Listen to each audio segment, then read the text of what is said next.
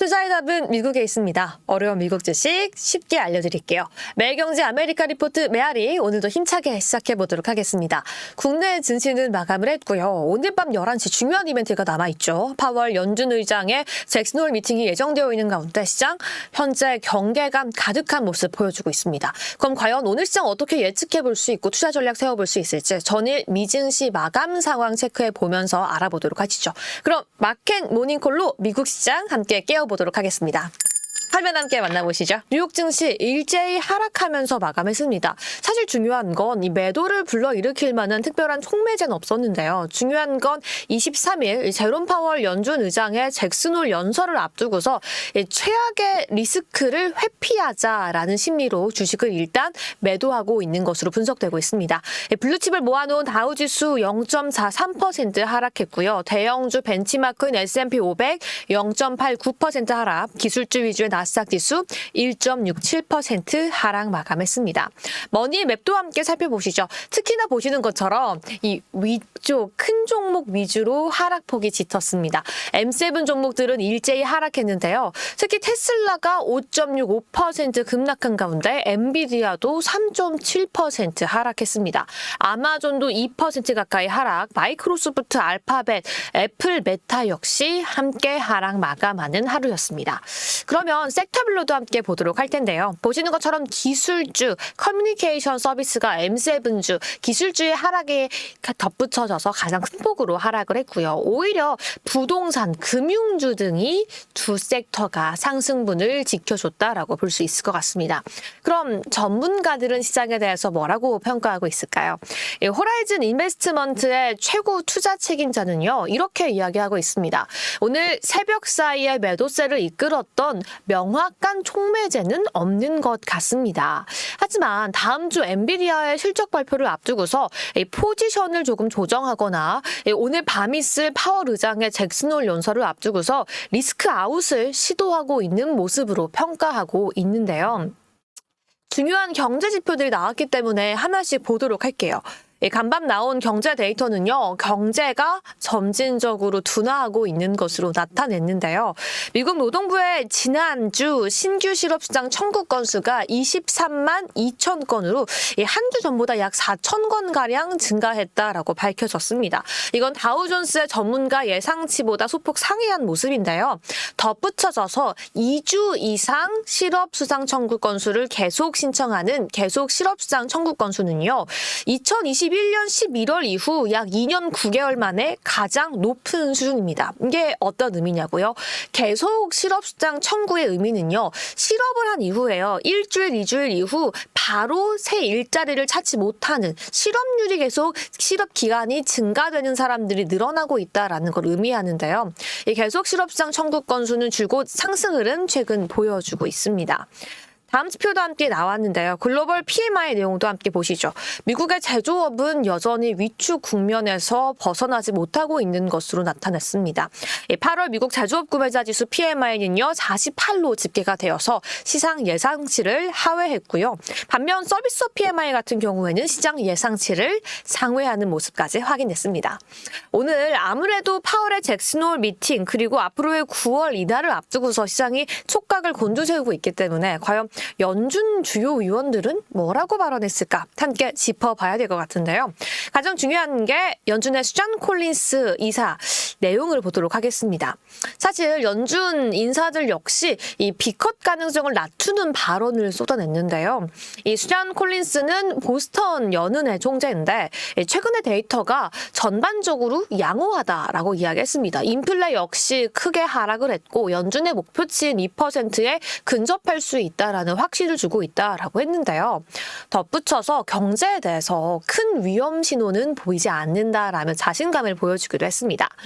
곧이어서 통화정책 완화 정책을 해도 괜찮을 것 같다라고 이야기했지만 금리 인하는 너무 급격하지 않게 점진적으로 하는 게 적절할 것 같다라고 하는 걸 봐서 50bp보단 25bp 인하가 조금 더 적절하구나라는 의견을 좀 엿볼 수가 있었고요.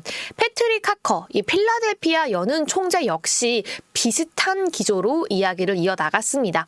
9월부터 금리 인하를 시작해야 한다라고 이야기했고요. 조금 더 체계적으로 금리 인하를 시작해야 한다라고 이야기했는데요. 하지만 다음 달에 25bp를 인하하냐, 50bp를 인하하냐라는 질문에 대해서는 조금 더 그 전까지 나오는 데이터들을 보고 데이터에 기반해서 평가를 해야 한다라고 이야기를 하게 됐습니다. 재미있는 게요. 잭슨홀 행사의 주최자이자 대표적인 매파 인사로 불리고 있는 제프리 슈미드, 캔자스시티의 연은 총재의 발언도 중요하게 봐야 될 것 같은데요. 이분은 역시나 대표적인 매파답게 금리 인하 해야 한다라고 말하진 않았습니다. 하지만 금리 인하를 지지하기 전에 더 많은 데이터를 보고 싶다라고 이야기하면서 데이터가 얼만큼 중요해지고 있는지에 대한 이야기를 해줬는데요. 다만 인플레이션은 바람직한 방향성으로 가고 있다라고 이야기했습니다. 사실 제프리 슈미드 인사 같은 경우에는 올해 4월에도 계속해서 올 초부터 선제적인 금리 인하를 부정하고 반대해 왔다라는 점에 있어서는 오늘의 발언도 꽤 비둘기파적으로 해석할 수 있지 않나라는 여지도 있는 것 같습니다. 그럼 주요 내용들도 함께 짚어보시죠. 뉴욕 유가 달러 강세에도 불구하고요. 모처럼 5거래일 만에 상승세를 기록했습니다.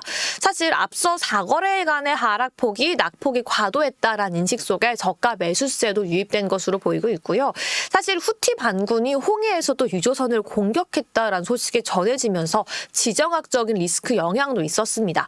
천연가스 보시는 것처럼 정말 큰 폭으로 하락을 했는데요. 지난주 천연가스의 재고가 크게 증가했다라는 소식이 전해지면서 5% 넘게 하락했습니다. 결과적으로 9월 금리 인하 가능성이 바로 파월 연준 의장의 잭슨홀 미팅에서의 연설에 뭔가 언급될 것이다라는 기대감도 유가 상승에 긍정적으로 영향을 끼쳤습니다. 국채금리 같은 경우에도 큰 폭의 변화가 있었는데요. 파월 연준 의장의 발언을 앞두고서 큰 폭으로 상승을 했습니다. 금리가 이미 올해 100bp의 인하를 반영했던 만큼 점진적인 금리 인하에 대해서 언급이 나올 경우 또 50bp 인하에 대한 부정적인 언급을 할 경우에 금리가 큰 폭으로 상승할 수 있다는 관측이 이미 2년물과 10년물 국채금리에 새벽 사이에 모두 반영된 것으로 확인되고 있습니다. 달러 지수도 함께 보겠습니다. 이 유가만큼이나 달러 지수 역시 5거래일 만에 처음으로 상승을 했는데요. 중요한 건 지금 금리 선물 시장에서 9월 50bp 인하 가능성이 30% 아래, 지금 25%로 큰 폭으로 떨어졌습니다. 이 며칠째 달러 역시 약세가 과도했다라는 인식, 그리고 시장에서 50bp 인하 가능성이 떨어진 점까지 달러의 상승 전환에 영향을 끼쳤다라고 볼 수 있을 것 같습니다. 그럼 특징주 하나씩 빠르게 짚어보시죠. FDA가 화이자와 모더나에게 지금 며칠 안에 빠르게 코로나에 대한 백신을 맞출 것을 권고하면서 백신 승인을 했다라는 소식이 전해졌는데요. 이르면 미국인들은 여름철 바이러스 급증 속에서 코로나 백신을 맞을 수 있을 것으로 전해지고 있습니다. 다만 화이자와 모더나는 간밤 1%대 6% 가까이 하락하는 모습 보이기도 했습니다. AI 반도체는 어떤 모습 보였을까요? 엔비디아는 실적 발표를 앞두고서 기대감 속에 상승 출발을 하긴 했는데요. 잭슨홀 컨퍼런스를 앞두고서 경계감이 높아지자 일단은 하락하는 모습 보이기도 했습니다. 인텔 역시 독일에 있는 새로운 칩 제조 공장의 미래에 대한 우려가 확인되자 6% 넘게 하락을 했고요. 결국 수급적인 불안 소식 속에 퀄컴도, 마이크론도, AMD도, TSMC, ASML까지 떨어지며 필라델피아 반도체 지수는 3.44% 하락 마감했습니다. 실적 발표한 기업도 함께 볼까요? 한국에도 이렇게 홈페이지가 있어서 가지고 왔는데요. 이 클라우드 소프트웨어 업체인 스노우플레이크는요, 예상을 상회한 실적을 발표했지만 경쟁 심화를 반영한 매출 전망에 큰 폭으로 하락하는 모습을 보이기도 했습니다. 오늘 마지막으로는 태양광 기업에 대한 업황도 함께 보고 싶은데요. 캐나다에 본사를 둔 중국계 태양광 기업이죠. 캐네디안 솔라 역시 예상을 하회한 실적 속에 15% 넘게 하락했고요. 솔라 엣지 등 태양광 업종들도 함께 하락하고 있습니다. 이 실적도 실적이지만 트럼프에 대한 지지율이 소폭 상승을 하면서 이 태양광 기업들에 대한 좀 긍정적인 모습이 악화된 점도 크게 영향을 미쳤다라고 볼 수 있을 것 같습니다. 여기까지 간밤 중요했던 특징주까지 함께 짚어봤고요. 이 내용들 가지고서 과연 미증시 어떻게 대응해봐야 할지 오늘도 매일경제 아메리카 리포트에서 함께 체크해보시죠.